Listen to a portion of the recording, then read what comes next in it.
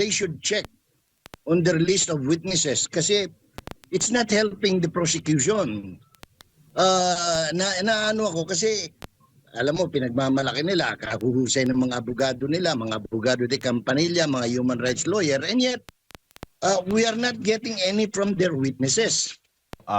Sige po. Doon sa nabanggit nga na harapang pagsisinungaling, kung totoo man yung mga dokumentong iprenisenta ni Attorney Michael Poa na meron din palang confidential fund sa Office of the Vice President sa panahon ni Binay, natanong mismong ang COA din ang nagtanong. Kasi ang sinasabi kasi nitong auditor na sa panahon niya, sa stint niya bilang auditor na sa Office of the Vice President, tanging ito lang si VP Sara lang yung kanyang na-audit na mapatungkol sa confidential fund, no, bago siya mailipat. Pero napag-alaman na kahit nung nandun pa siya, meron pa palang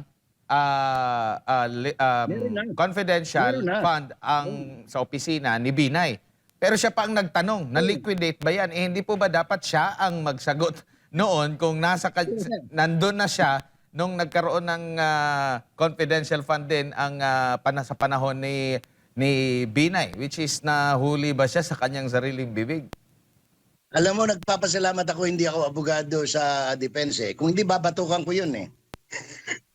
Sasabihin ko, tanga-tanga mo, ikaw dapat nag-audit yan eh. Ba't ka nagtatanong? Ulul ka siguro, no? Opo. Siguro bilang panghuli na lamang po, Manong Jay, no? Yung ating mga kababayan, iba-iba kasi. Itong pangyayari sa impeachment, bihira lang talaga nangyari ito. Huling nagkaroon tayo ng full-blown na impeachment trial sa panahon pa po ni Chief Justice Corona, no? At which eventually, napatunayan na mali lahat yung kanilang naging desisyon, ha? Opo. Kaya huwag natin kalimutan yun. Opo. At alam naman natin na talagang nakakagets lang dapat ang proseso dyan para kagaya sa regular na korte.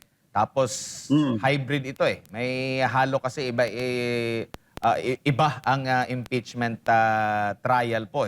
Yung sa side din ng mga senator judge, iba rin yung kanilang dapat treatment ito. Hindi talaga sila pinag-aralan paano ang tamang pagbibigay ng hukom kasi hindi naman talaga ito yung kanilang forte. Kaya nga hindi sila judge pero naging senator judge sila during sa impeachment trial. Ano na lang po yung inyo pong maipapayo sa ating mga kababayang nanonood at nakikinig? Kasi nga, hindi na talaga maiiwasan na may maisisingit at maisisingit kahit pa sabihin na magkabilang panig na i-delete yan, i-strike out yan sa record. Pero ang mapapanood mo sa social media, paulit-ulit mo mapapanood sa social media, maririnig mo pa rin yung mga ganong mga pahayag, kahit yung opening statement ni De Lima na pinuna, maririnig, ma-access mo pa rin yan. Kahit yung sinabing scam kahapon ni Kapunan, ma-access pa rin na yan. Paano na lang po dapat na himahimay ng ating mga kababayan ukol dito, lalo na sa mga senator judge din,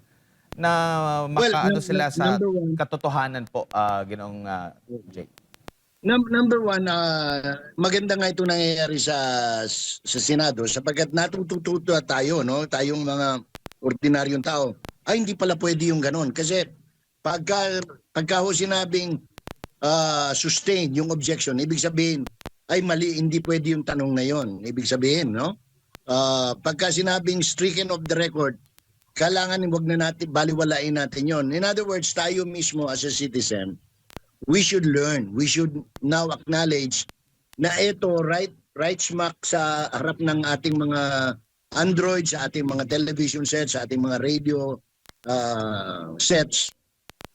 Natuturuan tayo, hindi na tayo nagiging mangmang, no? Lalo na pagdating sa batas. Sabi nga nung yumaong presidente magsaysay, those who have less in law, less in education, anong tawag ito, kinakailangan mapunuan sa kaalaman, lalo na sa lay o sa batas, no? Huwag tayong anong tawag ito, let us not be distracted, no? Ang importante rito, lahat naman tayo meron tayong common sense, no?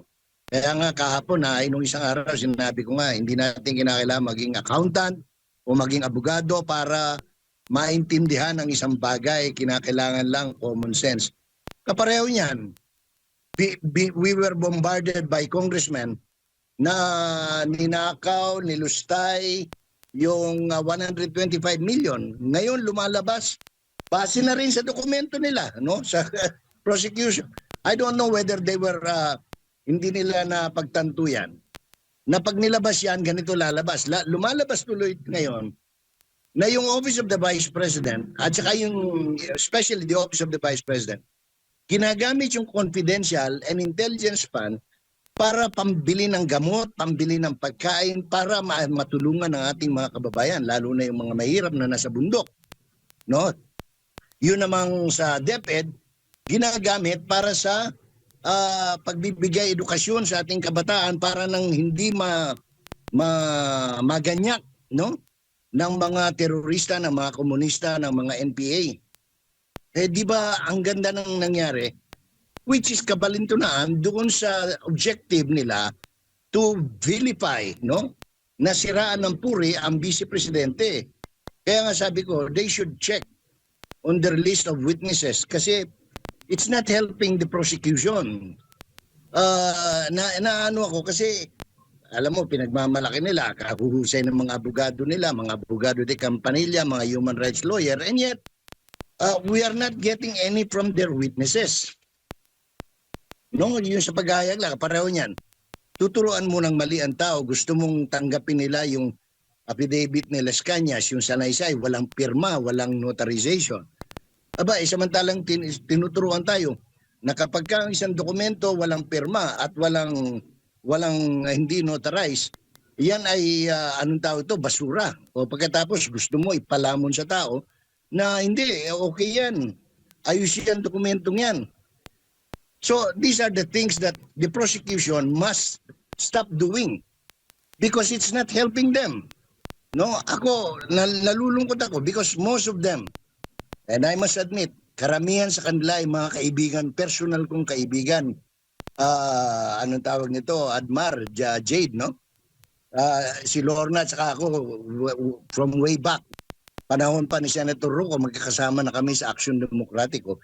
Nalulungkot ako, no? Because nagiging katawa-tawa yung pangyayari, shell joke, no? Ang tagal kong ano yan, sa human rights, no? Kasi hindi nyo natatanong.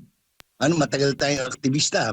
So, nalulungkot ako kapag ganyan ang nangyayari, no? Kasi nasasayang yung pagkakataon na maturuan natin ang publiko ng tamang appreciation ng kung ano ang naayon sa batas. No? Kasi kapareho niyan, tuturuan mo yung tao na huwag magsalita. Bakit? What for? When you say, hoy, huwag mong sagutin yan, unang-una, abogado yun, accountant, pwede mo magsabihan yun, bobo ba yun? Na tuturuan, sasabihan mo, wag sumagot?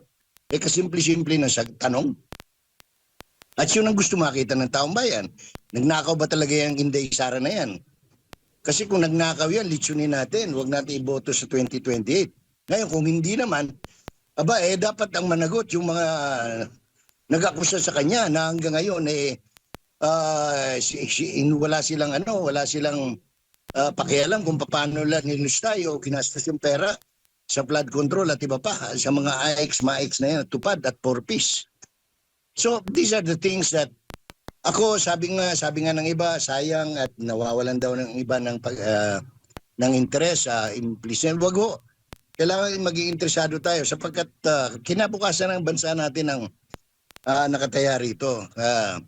Kailangan matuto tayo, wala man tayong pagkakataon pumasok sa mga College of Law, ng UP, ng Lasal, ng Ateneo at kung saan-saan pa.